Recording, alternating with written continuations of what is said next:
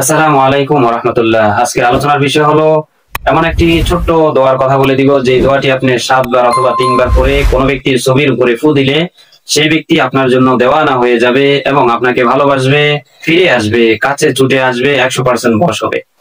আলোচনা করব সেটি কোন দোয়া এবং কতবার করতে হবে, কোন সময় করতে হবে, এর সাথে অন্য কোন দোয়া আছে কি না। বিস্তারিত জানার জন্য শুরু থেকে শেষ পর্যন্ত ভিডিওটি দেখার অনুরোধ রইল। সময় তো দিনী ভাই বোনেরা, যেখান থেকে আমাদের ভিডিওগুলো দেখছেন সকলকে দোয়া শিক্ষা অনলাইনের পক্ষ থেকে আন্তরিক মোবারকবাদ। আশা করি আল্লাহর রহমতে ভালো আছেন। আলহামদুলিল্লাহ, আমিও আপনাদের দোয়ায় আল্লাহর মেহেরবানিতে ভালো আছি। সময় তো দিনী ভাই বোনেরা, সর্বপ্রথম বলে নেই, ভালোবাসা আল্লাহ তাআলার পক্ষ থেকে আসে।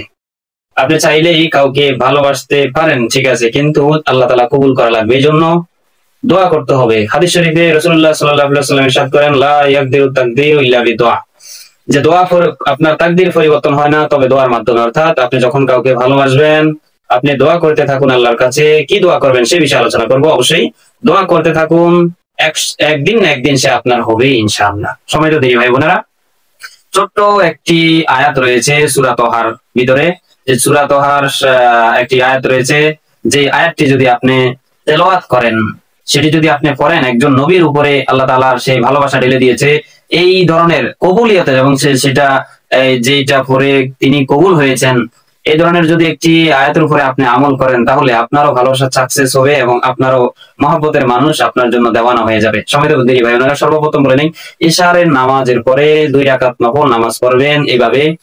সর্বপ্রথম সূরা ফাতিহার পরে সূরা ইখলাস 3 বার পড়ে নেবেন, দ্বিতীয় রাকাতে সূরা ফাতিহার পরে সূরা ফালাক 3 বার পড়ে নেবেন।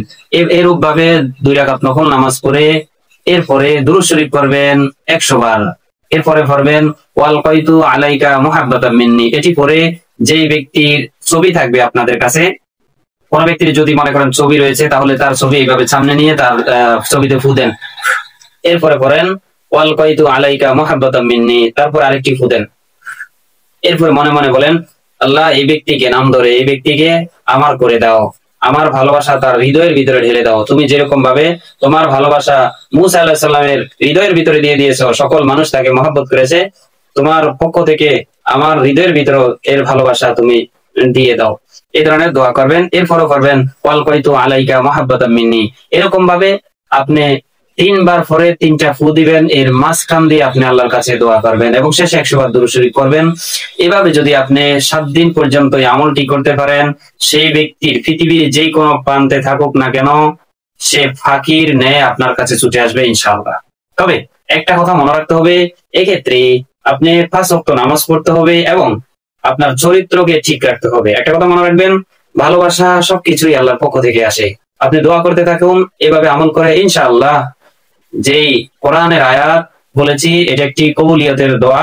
ইনশাআল্লাহ আপনার যদি তাকদীরে থাকে, আপনি যদি তাকে ভালোবাসেন বা মহব্বত করেন এবং যদি সে তাকদীরে থাকে, একদিন না একদিন আপনার কাছে ছুটে আসবে এবং আসতে বাধ্য সে।